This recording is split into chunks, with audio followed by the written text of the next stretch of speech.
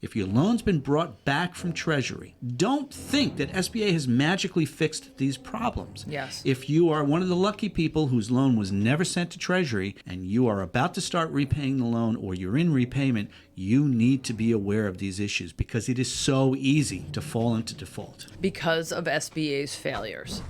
If your EIDL loan was at Treasury and is now back at SBA, your job is not over. Oh, hell no. There is still work to be done. And what happens if it happens again? We're going to talk about the 3 things today that led to 860,000 EIDL files being transferred to Treasury. Why so many? How did it happen? Communication, technology, and hardship accommodation program. Hang out with us. And those 3 things you have to be aware of if and when your loan is returned from Treasury back to SBA, or if you are one of the fortunate ones and your loan was never sent, you need to be aware of these issues as well, because all of this message in today's video is about helping you prevent this from happening again, because mark my words, it will happen again because we got here through SBA failures. When it comes to prevention, sadly, there is a little bit of being proactive that contributes to the formula of preventing something from happening.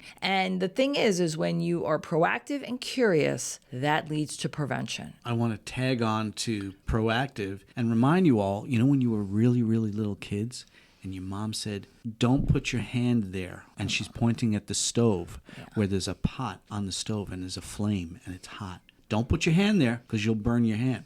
Now, some of us went ahead and put the hand there and we learned a valuable lesson. That's what we're doing in today's video. 860,000 loans out of 4 million were shipped off to the Treasury for collection action because these loans were considered in default for non-payment by the SBA.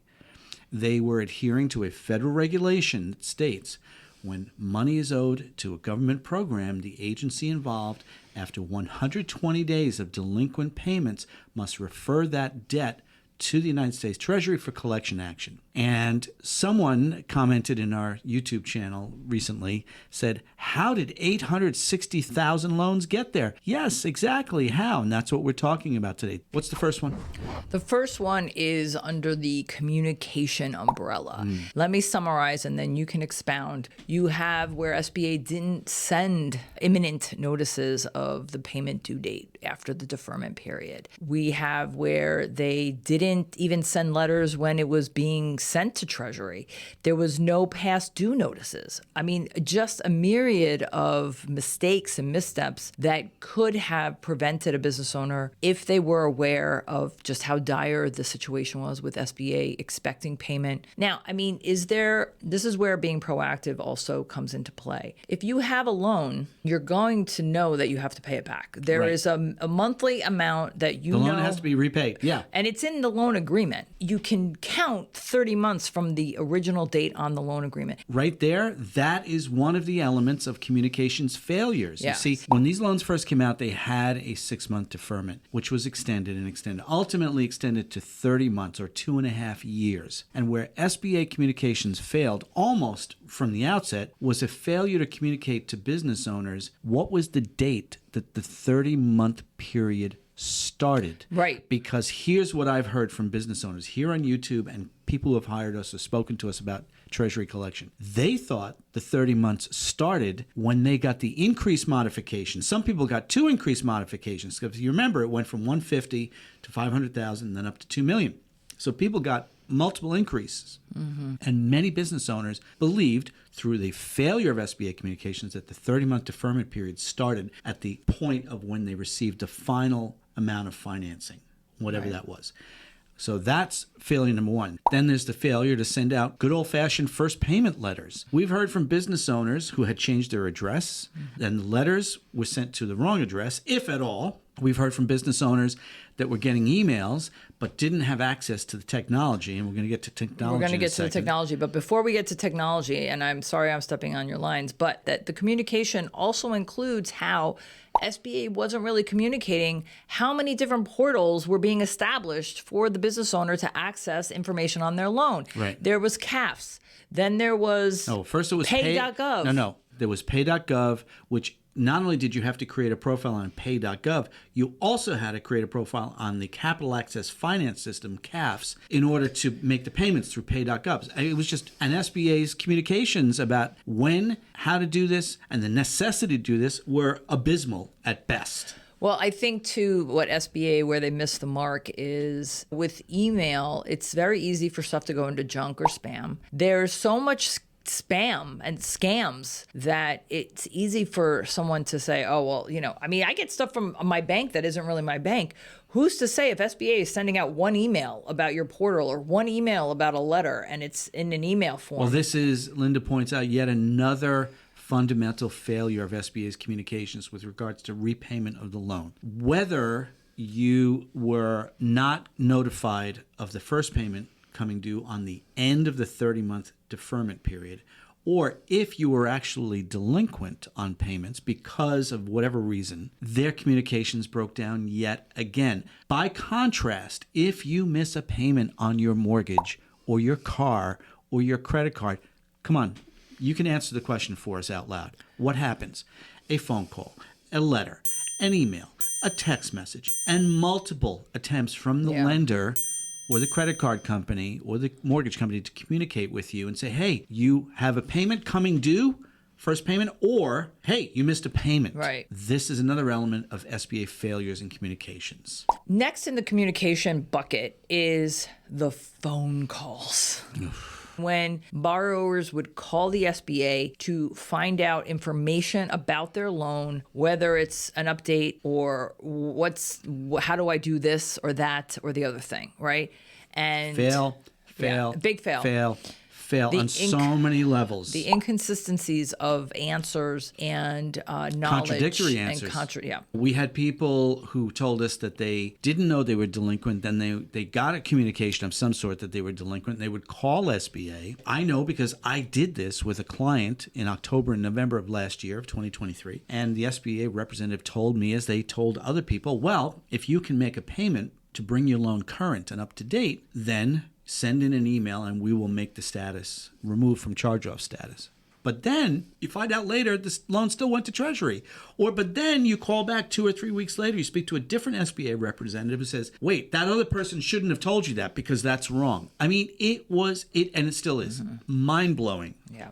The failure in communication. Next, let's get into the technology. We brought up already the portals in the communication, but talk to us a little bit about how the technology itself impacted borrowers. First of all, in order to make your payments, the SBA said you had to create an account with pay.gov, which is a different government website. It's not the SBA. And once you create that account, then you also had to create another account with something called Capital Access Financing System. And then you'd be able to have a profile that you could then make payments. But then SBA transitioned to their own technology in early 2023 called the MySBA portal, which is not mysba.gov, by the way. It's lending.sba. In any event, all of that just by itself. And again, I experienced that firsthand with clients, what that was like setting that up and the nightmare of trying to get it created. And the tech support was abysmal. In one case, in fall of 2022, as I was helping one of our clients from the pandemic, we'd gotten him $500,000 in approvals. I was helping him set up his account with pay.gov, and we were having an issue with not being able to log in. And it took, 8, 9, 10, 14 phone calls from me, an experienced finance professional, to get the right person on the phone. And she fixed it in 13 seconds. Nobody should have to go through that kind of a challenge. Then there's ACH. There's debit cards. Oh, gosh, yes. This is another technology issue that run the gamut from you schedule a payment, whether it's debit card or ACH, let's say for tomorrow. And then next week you discover that the money was never taken out of your account. And you call your bank and your bank's like, I don't know what you're talking about. We never got a request from the SBA for the money. Wait, what? Wait, it's even worse than that because I don't even know how many people shared how they thought they were on auto pay. And next thing you know, the communication was that they're at Treasury. There's so much wrong with that. The communication and the technology combined to find out that you're then at Treasury why couldn't they just let you know that The auto pay was failing. And by the way, that's a big issue that combines with the communications. So here's what I have figured out about why SBA's auto pay doesn't work and why we tell people don't use auto pay. Here it is. You schedule an auto pay for the 15th of every month, okay? You are thinking set it and forget it, but SBA comes in on the 15th. And if for some reason there's insufficient funds on your account on that day, because, that happens. You have other bills you're paying. Instead of doing what other lenders or creditors do, where they notify you and they go back in 24, 48 hours to resubmit the request, no. SBA just tries it once. There's no communication at all, and they just add the payment to next month as a delinquent payment. Communications technology combine, and then we find out people are in collections at Treasury. And again, we're telling you this because you need to be proactive. Last bucket is the Hardship Accommodation Program, which is supposed to be helpful. It's supposed to help and provide relief for borrowers. And yet it is part of the reason that there's so many defaults. Touching on all of those reasons just really quickly, last year in 2023, first of all, when SBA rolled out the hardship accommodation, they did not make a formal announcement. They did not notify their borrowers. Communication failure. By the way, if you have an issue, you can request hardship accommodation on your MySBA account if your loan is less than $200,000. And if it's $200,000 or more, you have to send an email to request it. Then if you requested hardship because your business had some revenue challenges and you knew you would have some difficulty or were currently experiencing difficulty to make payments, once you communicate with SBA, you were told, you cannot be approved for this program unless you are current on your payments. Which is the whole reason they're applying for hardship, because they can't afford the payments yet. But then communication failure, then you go back to some representatives on the phone would tell you, but here's what I'm going to do. I'm going to put you in for approval so you can start making your hardship payment now. Or all kinds of contradictory, inconsistent phone information from SBA representatives. Then I have seen written evidence in emails. The borrower, who is a dentist here in Connecticut, was approved for hardship accommodation. I've seen the formal letter from SBA says you are hereby approved on SBA letterhead. But then when he goes into his portal in the next month, it has the full monthly payment. So I see the email he sends to his SBA loan specialist who got him approved for hardship saying, hey, it still has the $2,600 payment. What about my $260 payment? And I see her email where they're doing what they do at SBA, where they elevate it, and she's reaching out to a supervisor, someone at another level, to say, hey, why is this the case? And by the way, he never heard back from them again. Yeah. Hardship accommodation, technology, communications, all in one story. The trifecta of why your loan might be at Treasury, and if you sit back on your laurels, it could happen again. We don't know what they're going to do. It's not going to be magically repaired. SBA kind of makes up stuff as they go with no communications. They don't have the staff. They don't have the team to execute on the magnitude of what it takes to roll out this program, to maintain this program, and have it be where there's an ease of use from the business owner standpoint. All you're trying to do is pay a bill. It shouldn't be this complicated, and you should not have to be so proactive to prevent your loan from going into default. When that person asked us today on our YouTube comments, how did 860,000 loans go into default? It is an incredible number, and it's a ridiculous question because it's a true question. How did it happen? And the answer is SBA failures in communication, technology, and the hardship accommodation program, which is supposed to give you reduced payments to help you make the loan payments. The entire repayment process is still a mess, and it's May of 2024, a program that's been around for 4 years. If you think that you don't have to be better than SBA, if you think you can just sit around and not pay close attention to this, you're living in a fantasy land. Yeah.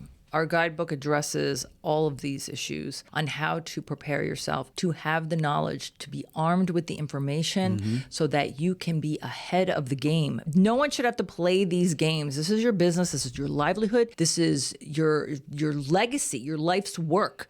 You shouldn't have to worry about something that, how many bills do you pay a month as a business owner? Why is this one so hard? But the other element is, when you pay those other bills, you're not necessarily putting your house, your retirement account, your business reputation with the federal government forever in jeopardy. And I have had people, clients who hired us, on the phone in tears because their loan was sent to Treasury. And then when we got their loan back, returned back to the SBA in tears.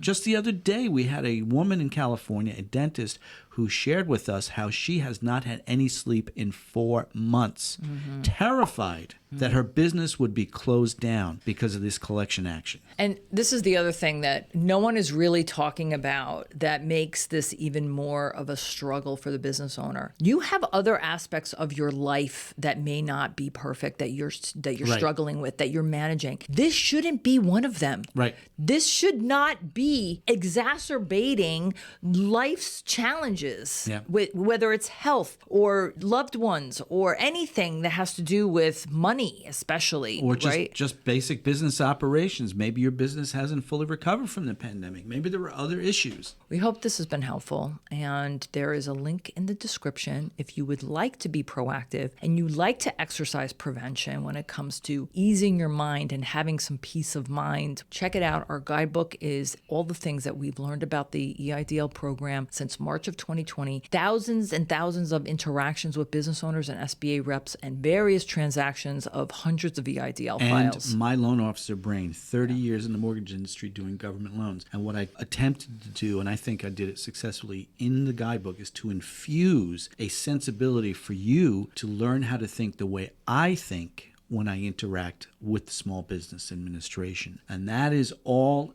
part of the entire guidebook. There are step-by-step instructions for any type of interaction you've got with the SBA, including repayment, including hardship accommodation, including returning your loan from U.S. Treasury if it's there, and also other elements, including how to speak to an SBA agent and how to communicate with the SBA. Click on the link in the description, and when you purchase the guidebook, any updates that we create through December 2024, you will receive for free as a part of the price of the guidebook. We want to thank you for hanging out with us, especially if you made it this far.